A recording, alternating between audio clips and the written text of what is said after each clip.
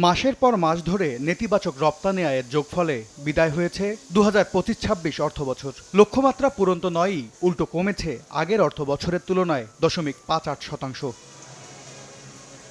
বৈশ্বিক যুদ্ধ পরিস্থিতি, মার্কিন শুল্কসহ অভ্যন্তরীণ জ্বালানি, অবকাঠামোগত চ্যালেঞ্জের মধ্যেও সম্ভাবনা দেখছেন তৈরি পোশাক খাতের দ্বিতীয় প্রজন্মের উদ্যোক্তারা। তবে বাধা হয়ে দাঁড়াচ্ছে প্রথাগত মার্কেটিং। এখন এমন এআই প্রোডাক্ট বের হয়েছে যেখানে আপনি জাস্ট প্রোডাক্টের ছবি তুলে দিবেন, ওরা সাথে সাথে আপনাকে একটা অ্যাপ্রক্সিমেট কস্টিং করে দিবে। এরকম প্রোডাক্ট, টেকনোলজিক্যালি অ্যাডভান্স প্রোডাক্টগুলোকে আমরা এখানে শোকেস করব। যতই বলি না কেন টেকনোলজি, যতই বলি না কেন advancement, I still think Bangladesh is one of the best labour intensive industry in the world. উদ্যোক্তারা বলছেন, চীন ভিয়েতনামের উচ্চমূল্যের পোশাক এখন কৃত্রিম বুদ্ধিমত্তার দখলে, যেখানে দেশীয় শিল্পে প্রযুক্তিগত দক্ষতার ঘাটতিতে কাঙ্ক্ষিত ম্যানমেড ফাইবারের ব্যবহার বাড়ানো যাচ্ছে না। গ্লোবাল ট্রেন্ডগুলো এখন আছে, এগুলাতে আমাদেরকে অ্যাডপ্ট করা কোনো রকমের এটা এড়িয়ে চলার কোনো সুযোগ নেই। সো এটাকে আমাদের যত সম্ভব অ্যাডপ্ট করে নিতে হবে, তাহলে আমরা ইন্ডাস্ট্রিতে আমাদের কম্পিটিটিভ এজটা রাখতে পারবো। ফাস্ট ফ্যাশনের যুগে বৈশ্বিক নানা নীতিমালায় এসেছে পরিবর্তন।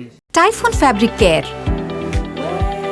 ফ্যাব্রিক কেয়ারের সুপার পাওয়ার। রপ্তানি প্রতিযোগিতার বাজার ধরে রাখতে ফিউচার লিডারশিপ মডেলে জোর দেয়া হয় আলোচনায়।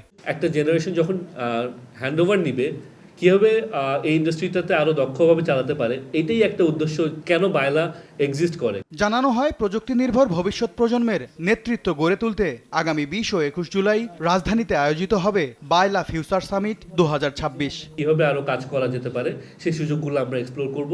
MS আরিফিন, সময় সংবাদ, ঢাকা। দরকার এখন ওইভাবে আমরা কিছু করি মুক্তিযুদ্ধ মন্ত্রণালয় থেকে। দেশ গঠনে বিভেদ নয়, জাতীয় ঐক্যকে প্রাধান্য দেওয়ার আহ্বান জানিয়ে মুক্তিযুদ্ধের বিরোধিতাকারীদের 1971 সালে ভূমিকা অকপটে স্বীকার করে জাতির কাছে ক্ষমা চাওয়ার আহ্বানও জানান মুক্তিযুদ্ধ বিষয়ক মন্ত্রী।